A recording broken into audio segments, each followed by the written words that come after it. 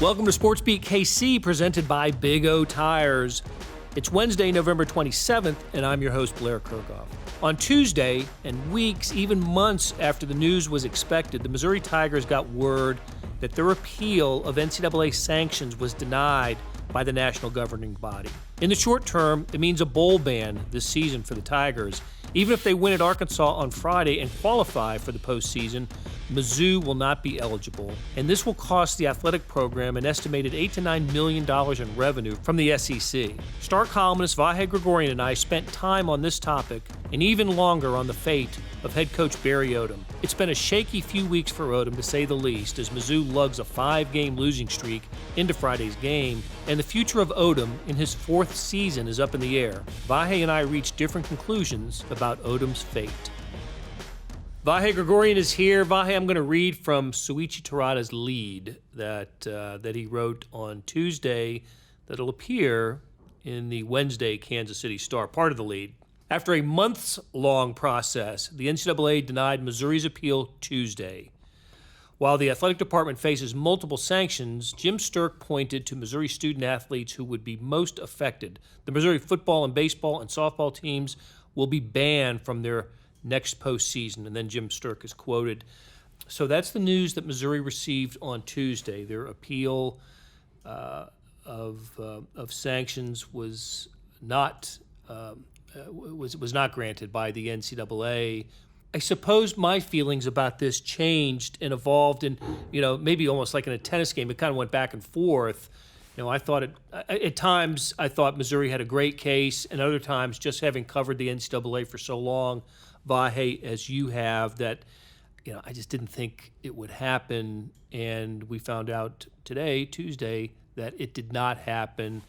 What's your take on this? Well, there were some extraordinary aspects to this in a way. I'll just go first to the news conference. We've been around Jim Sterk a little bit for a few years now, and generally my read on him is a pretty affable guy and good-natured. And I would say he displayed flashes of fury. And then there was a moment where he choked up and there were absolutely tears in his eyes. And the topic at that point was, I guess, the roughly 180 student athletes who, just because the NCAA is the NCAA, these kids who have nothing to do with anything that happened are going to not get postseason opportunity in their senior years, right? So there's a human cost. There's obviously a financial cost. There's a little bit of a stigma cost. But all this adds up to something that I think is true nationally. I do think, you know this probably better than I do, Blair, but I do think there's an erosion happening in faith in the NCAA now in ways that it's different than it's been. And it's not just a school unhappy with this or one place that feels it's mistreated. It's really something a lot bigger than that, right? We're facing name and likeness matters and all these things at once. And I don't know what the next step is, but I think Missouri's involved with whatever the next step is. Interesting. I saw John Sunvold quoted. I believe it was John, a former basketball star, wonderful analyst, and now chairman of the Board of Curators at the University of Missouri. And his sentiment was, I think, one that will resonate throughout the Tiger Nation, and it made sense to me too. Basically, it comes down to Missouri being penalized for cooperating. Absolutely, and that was. It's funny you say that. I was in between assignments today and thinking about what I wanted to say about this, and I thought, well, first I'm going to say that the message is you're better off obfuscating than cooperating, which we've seen that model, and yes, we've seen it succeed. And then I saw John Sunvold say it way better than I was going to say it, so I quoted him. But I think that's part of the takeaway here, and the NCAA has done nothing to help us understand that in a different way. It didn't even speak to the fact that it took 19 weeks instead of 8. Doesn't feel the need to do that. Doesn't really explain. You can look at that letter, and I think the word I used was gobbledygook. I mean, the point of looking at all the arcane language the NCAA uses is that they may have a technical point here on why this went this way for Missouri as opposed to Mississippi State because of the timing of the rule change and the process. But we were joking around in the office earlier. It's a little bit like, well, really, can you not just make fairness always part of the process? And maybe my lenses on this are too close to one aspect of it. I just can't get past the idea that Ms. Kumar, one rogue tutor, it's a term everybody's been using now. It's right. It's like might as well be part of her name. I've accepted it. Yeah, I've accepted it, and I feel like vindictive rogue tutor is probably really the way to put it. And look, it took 12 students cooperating with her, right? So it's not, in a way, it's not really just one rogue tutor, but it is. I mean, that's at the crux of it. And you can't help but think of North Carolina, right? Just this vast scam and how Carolina defended itself on the idea that, not that we didn't do it, but that everybody was allowed to do it. It was available to the entire student body. Yeah. So and so North Carolina, which excuse me for interrupting you, Vahe, but North Carolina, which engaged in what I think is the most widespread and longest-standing academic scandal in college sports history, received little or nothing in terms of sanctions from the NCAA. And I think we feel the same way about this. It's something I got into in what I wrote just briefly, but I think to myself, the NCAA didn't punish North Carolina that way or meaningfully, but that stigma, that's a different kind of stigma, and they're going to have to bear that, True. for many years to come. Just its own thing. On a couple of practical notes here, the bowl ban is going to cost Missouri $8 to $9 million because Missouri is not eligible for postseason play. They have to forfeit their share of postseason money that comes to the SEC. So bowl revenue, and that is a big chunk of money for Missouri to lose out on that share. And the other matter, of course, which is more immediate, the Tigers will be favored to become bowl eligible on Friday when they take on Arkansas at Little Rock, but that's no longer out there for these players. They will not be able to a win that'll give them 6, the minimum requirement for bowl eligibility. Now means nothing for Missouri. They can get to 6-6, and they will not be in a bowl game. And as you said earlier, there isn't anybody on this football team or coaching staff really that had anything to do with this. Yeah, and it's interesting. So as we think about that aspect of it, Blair, the bowl game being off the table, it's interesting just to isolate that into what that's going to mean for this last football game for Missouri. You could see human nature having a couple different possible impacts there, right? You could think of it as a real sag after sort of having this on Missouri's shoulders all season and kind of like this is the final letdown and a team that really just isn't up. But you could absolutely see it being this is our bowl game and don't let the NCAA defeat you twice or however you want to look at it. I don't really have a read on it, and I think anybody who's been listening to us all along also knows that about the last 6 weeks we haven't really had a read on what this team is about because starting with the idea that there was no way they'd have a letdown at Vanderbilt, been basically scrambled, all instrumentation destroyed since then. It's very hard to understand what's happened with this team, and thus, to me, very hard to know what to expect Friday, other than I think they're the better team. I think that's right? Yeah. So that's it. But we don't know what that means, and we can talk another time about other implications of this game. Well, and we are going to talk about that after we take a break. So I'm here with Vahe Gregorian. We're talking about Missouri, the news that the Tigers received earlier this week about their the appeal to the sanctions that was not they were not granted relief from the NCAA.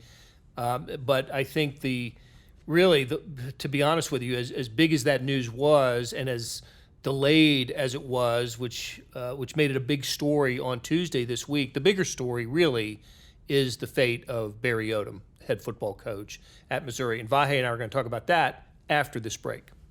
Big O Tires is rolling out Black Friday deals now through December 8th. Get limited time Black Friday savings on oil changes, brakes, car batteries, and more. Plus, save up to $190 on select Michelin and BF Goodrich tires when you use your Big O Tires card with no interest financing for 12 full months OAC. Don't miss Black Friday deals happening now through December 8th only at Big O Tires. For your nearest participating location, go to bigotires.com.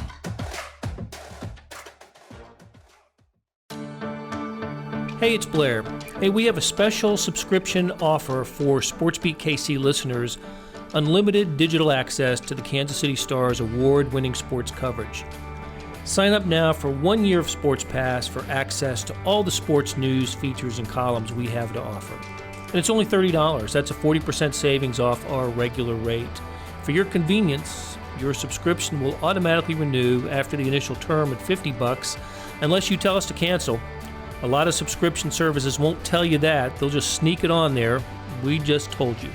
Your subscription helps support the sports coverage of kansascity.com and the Kansas City Star. Please visit kansascity.com/SportsBeatKC Offer to get this special offer. And as always, thanks for listening.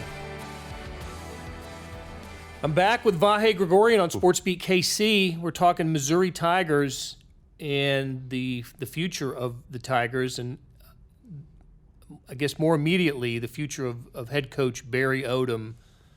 Vahe, you've covered the last couple of games. You've been to Columbia to take in the Tigers games against Tennessee and Florida, and you've seen the Tigers a lot this year. I'm sure you're as perplexed about this team as anybody. We certainly, after 6 games and they stood 5-1, we excused the Wyoming loss as a fluke because of the way they played in those 5 home games. They have not won since then, and some of the defeats, especially the first couple of them, the Vanderbilt and Kentucky losses were very difficult to accept. Missouri was favored in those games by double digits, by the way. Yeah. And then the schedule got tough, right? Yeah. With Florida, Georgia, Florida, and Tennessee's playing much better, and Tennessee took care of the Tigers last week. So all of that has left the Tigers with a 5-6 record going into Friday's game against Arkansas, and it has put into play in a major way the future of Barry Odom. Vahe, I think I always refer to us as kind of guys that have been around a while and veteran dudes, and we've seen enough coaching changes in our lives to know that that's we've seen that not work. The coaching change after 3 or 4, in this case it would be 4 seasons, it becomes a revolving door, and there are implications for that. It seems you're starting over once again. I can rattle off some programs that are in that mode, and it just hasn't worked for them. But where are we with Missouri? Where are we with Barry Odom? And is he going to be the Missouri coach after Friday? Well, it's a great question, and I think there's some different scenarios here and some things that are hard to just really know. One is beat Arkansas, and I think we can almost certainly feel he'll be back. Now it sounds funny. What gives you that? What gives you that feeling? I think it's different than feeling like you come out of the season with something that just fell completely off the rails. I think that the people in charge have many questions they don't understand about where this has gone, but I think that they also want Barry to succeed. I feel like in the conversations I've had with people behind the scenes and even with Jim Sterk some. Who are decision makers, by the way. Yes. I think that despite what we might call the emotional clamor right now we sort of see on social media and hear about a little bit, I don't think there's a passion for change, let's put it that way, in Columbia, in the power brokers. But I think there's a willingness for change if they feel it's called for. And I think that's a sort of an important distinction. And look, it is a little bit funny to make it sound like, oh, it's up to this game. I mean, that seems silly, right? But when we've been sort of saying for a few weeks now that they better win this one, then they don't. Right. It just kind of gets a little weirder and weirder. And so I think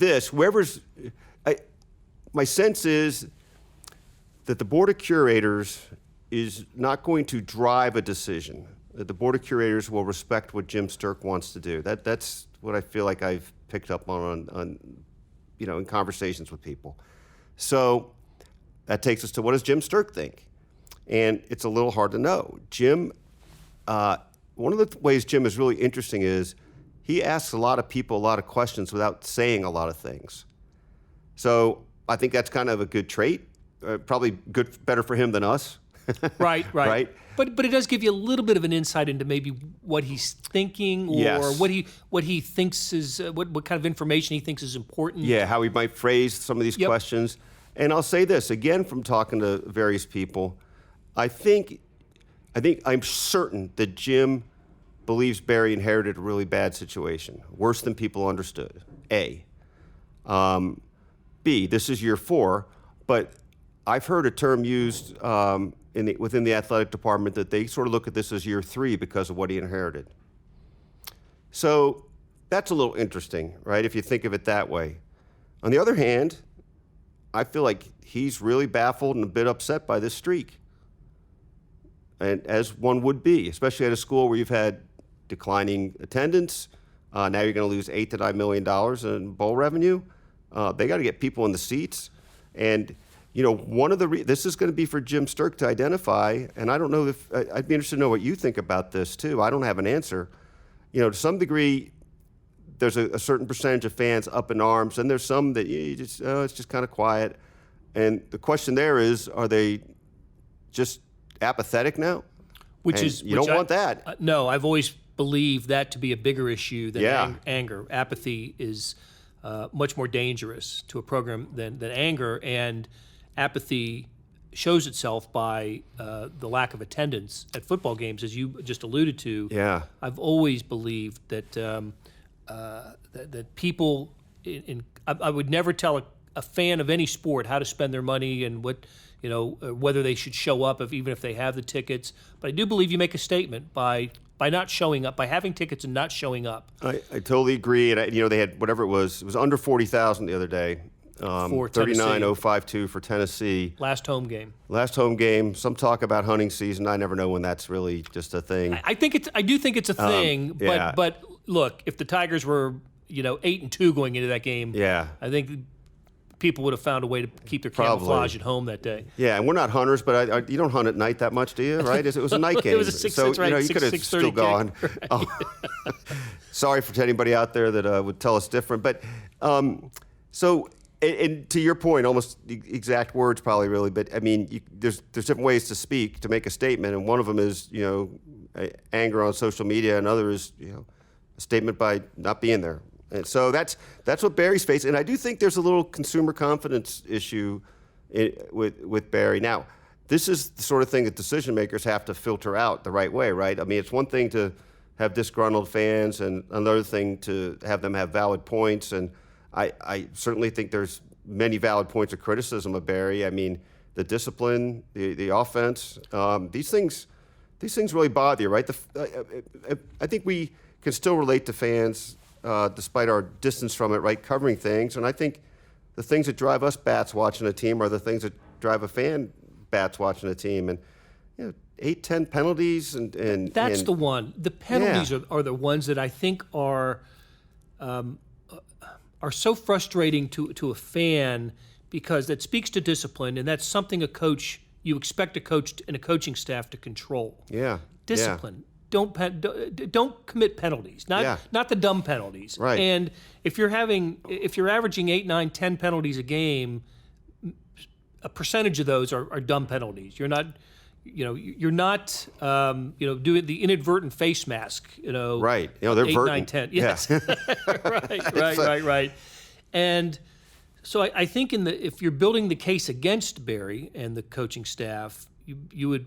That would be on that side of your legal pad, Yeah. And then an offense that just disappeared. Yeah.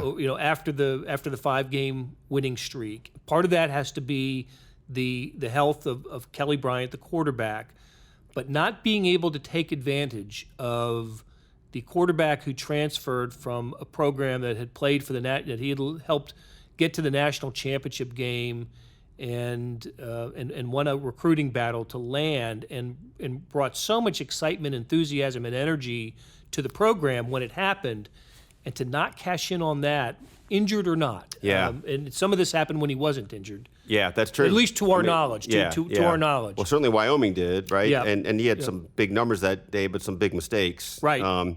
I think, I don't know if this is fair, but I think we've sort of maybe said this in different ways, but I guess what I've come to conclude about Kelly Bryant is fine, maybe even pretty good player at his healthiest, but never a game changer in the way people might have thought he was going to be. Now, I tell you what, I was pretty impressed with it, even Hurt the other day with some of his scrambling ability, and maybe we just never really saw him full, or I didn't see him in person full very much, but I just never felt like he was what I had hoped he would be.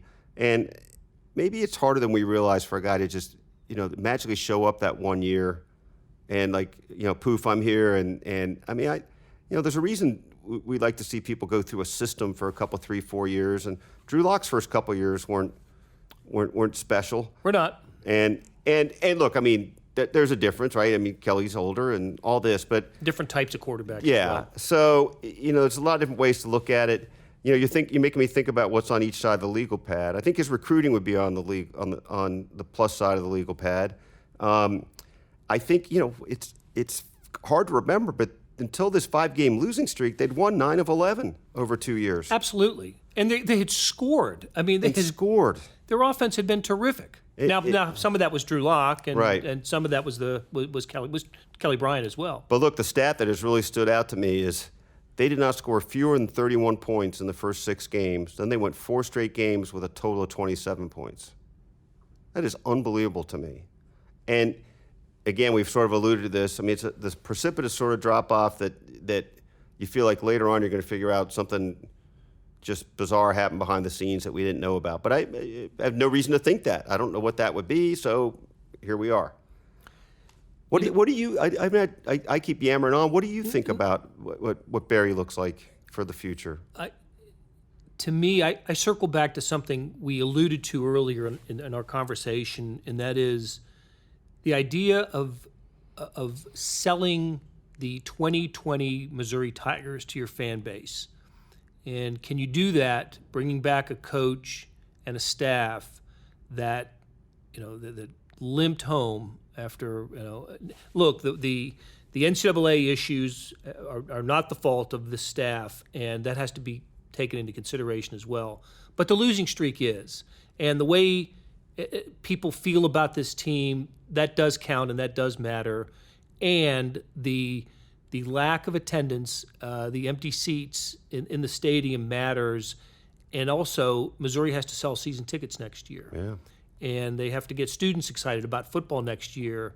And will Jim Sterk decide that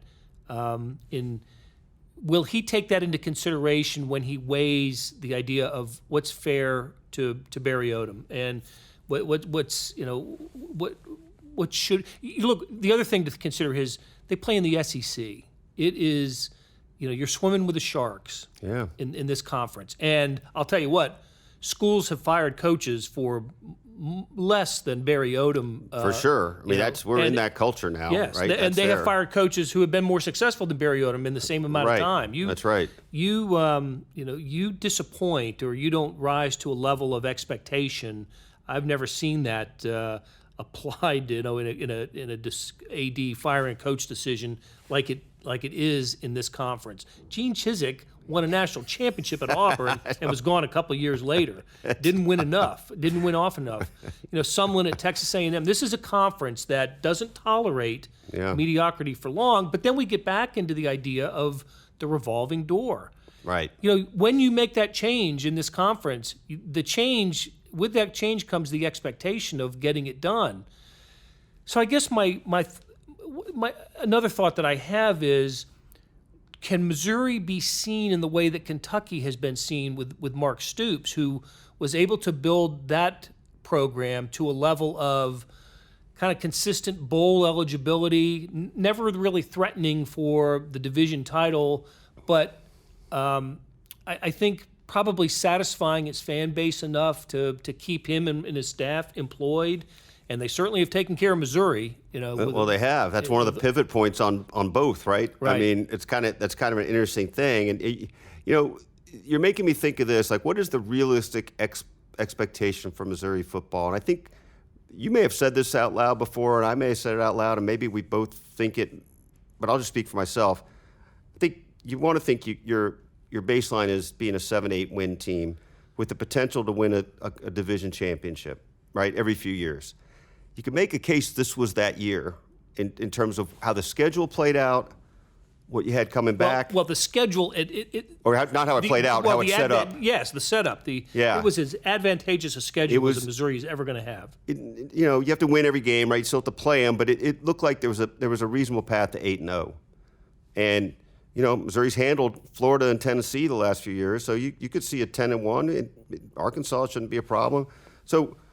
Georgia was maybe the one that you sort of thought all along, well, that's probably it. But the appearance of this team was that, especially after winning 6 of the last 7 or whatever it was last year. So, again, though, I think we both got the pendulum swinging back and forth. I think this was that year. But let's remember that Gary Pinkel went into his 7th season before he had double-digit wins. 7 seasons. And also, they inherited different problems, right? Gary inherited basically 2 decades of losing pull down gravity. That's right. And Barry inherited something different than that, right? It was only a couple years removed from back-to-back SEC division championships. A win away from potential playoff stuff. Was there a playoff then? No. But today it would be. In the first year, let's see, 13. There was, in 14 it had gone to the college football playoff. BCS in 13, college football playoff in 14.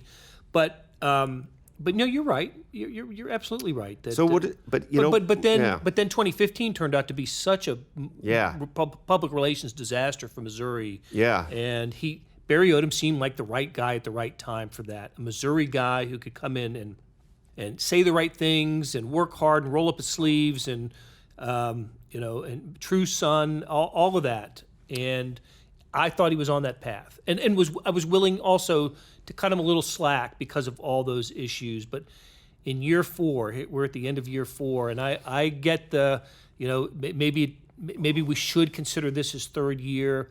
Gary Pinkel was in a bowl game in his 3rd year. He had the losing record his 4th year, and was really on the edge of losing his job. For what it's worth, Barry's record is still better than Gary's. And I think if after 4 years, right? After 4 years, and I think maybe it's a few games better. Same conference record. Maybe it's the same going into this game.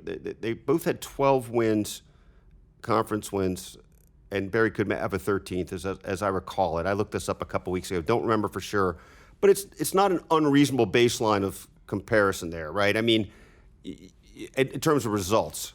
So the funny thing there's different denominators here, but one of the common denominators of Gary Pinkel's really good teams was continuity at quarterback.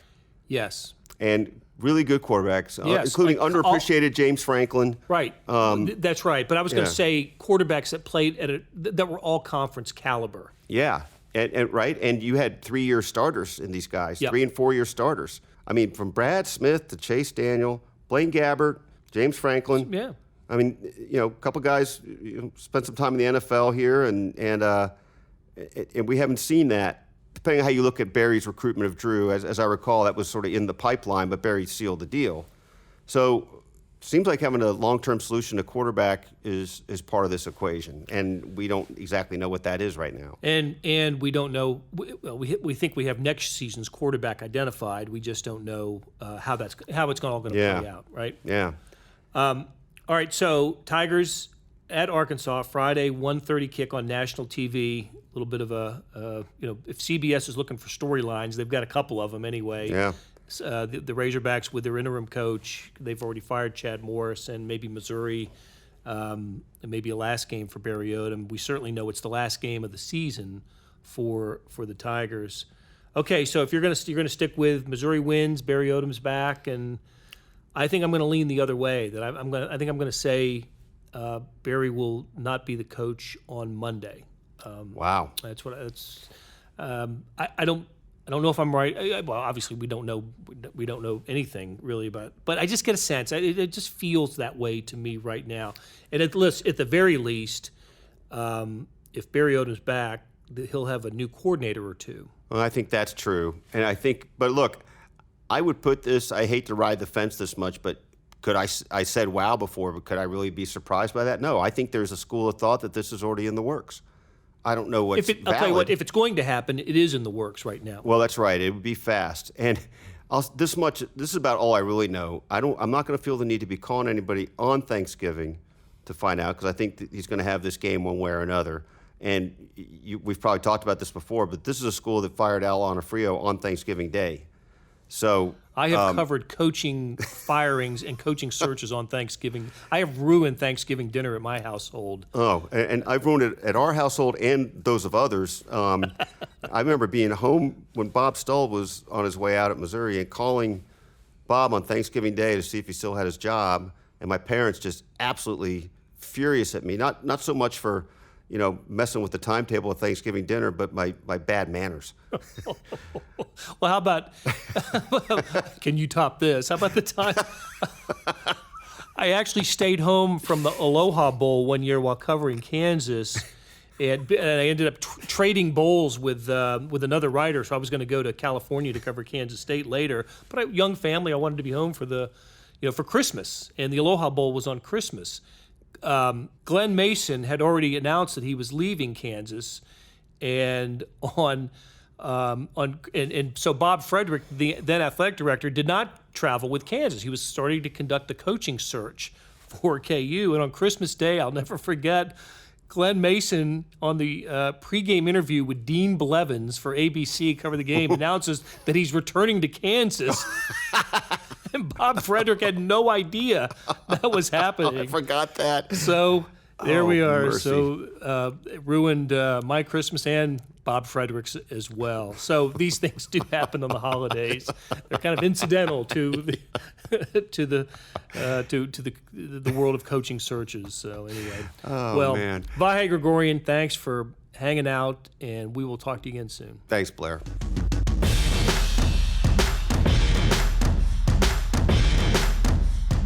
You've been listening to SportsBeat KC, the Star's daily sports podcast presented by Big O Tires. Links to the stories on the Tigers can be found in the show notes, and all of our college sports coverage is available on kansascity.com. I got to tell you, it takes more work than I'd imagined to produce a podcast, and I got to watch Leah Becerra put together a couple of shows today. I am amazed at her talent. All I can say is, thanks, Leah. Hey, tomorrow's Thanksgiving, and you'd think SportsBeat KC would take a break on that day. Nuh-uh. We'll have a podcast ready to go. You'll hear from new Royals owner John Sherman at his introductory press conference. But please enjoy Thanksgiving from us at SportsBeat KC, where we talk sports in Kansas City on a daily basis.